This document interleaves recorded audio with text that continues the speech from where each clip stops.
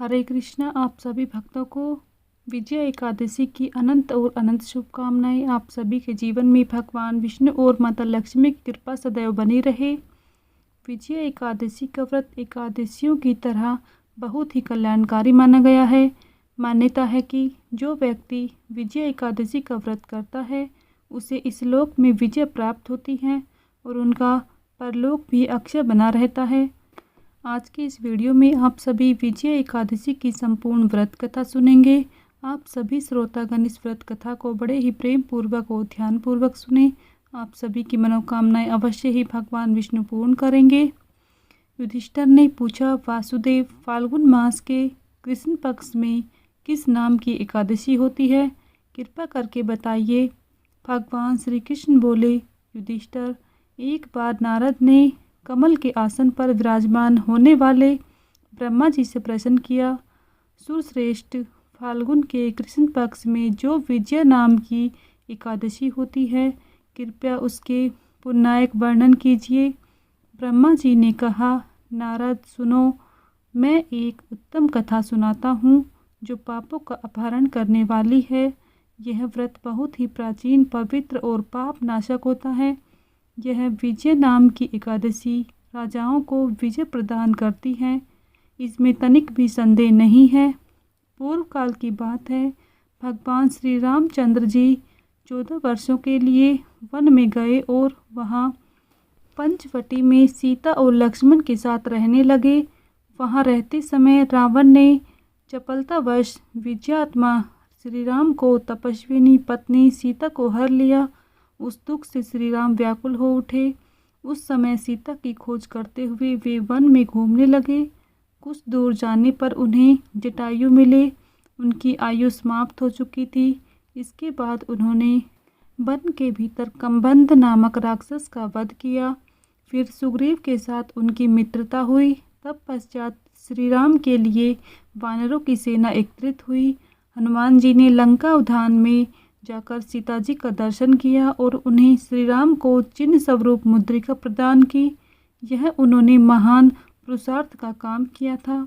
वहाँ से लौटकर वे श्री रामचंद्र जी से बोले और लंका का सारा समाचार उनसे निवेदन किया।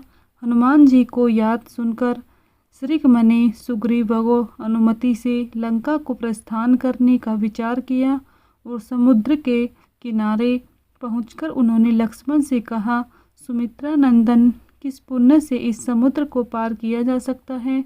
यह अत्यंत अगाध और भयंकर जल जंतुओं से भरा हुआ है। मुझे ऐसा कोई उपाय नहीं दिखाई देता है जिससे इसको सुगमता से पार किया जा सके। तब लक्ष्मण जी बोले, महाराज, आप ही आदिदेव और पुराण पुरुष पुरुषोत्तम हैं। आपसे क्या छिपा है? यहाँ द्वीप के भीतर बकलधाबे नामक मुनि रहते हैं। यहाँ से आधे योजना की दूरी पर उनका आश्रम है। रघुनंदन, उन प्राचीन मुनीश्वर के पास जाकर उनसे इसका उपाय पूछिए। लक्ष्मण को यह अत्यंत सुंदर बात सुनकर श्री रामचंद्र जी ने महामुनि बकदालभ्य से मिलने के लिए गए।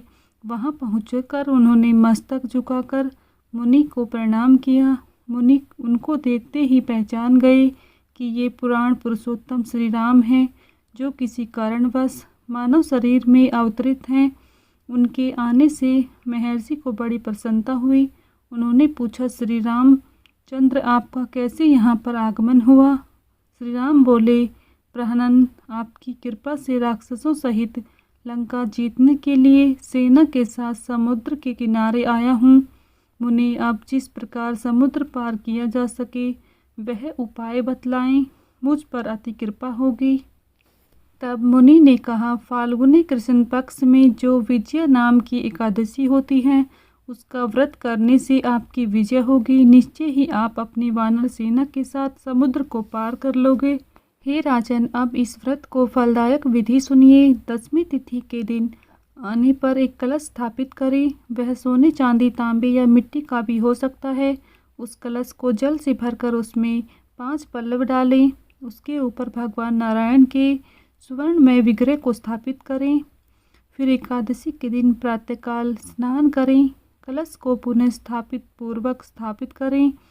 माला, चंदन, सुपारी तथा नारियल आदि के द्वारा विशेष रूप से उसका पूजन करें।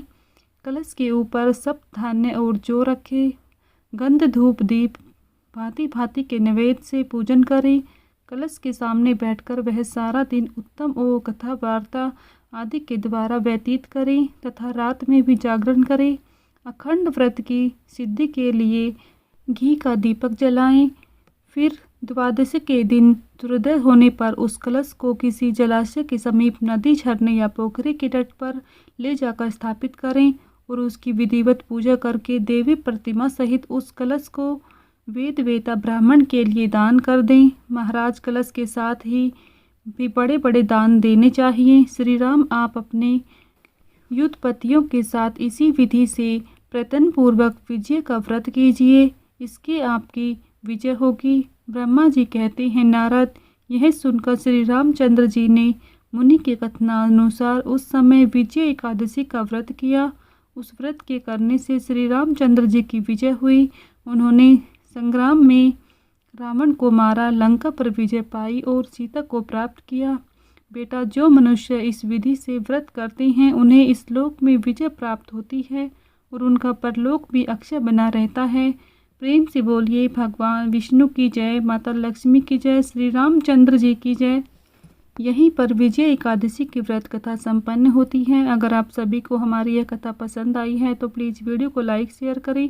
चैनल पर नए हैं तो चैनल को सब्सक्राइब करना ना भूलें, साथ ही बेल आइकन को प्रेस कर लें, जिससे आप सभी को व्रत और त्योहारों से जुड़ी संपूर्ण जानकारी देखने को मिलेंगी।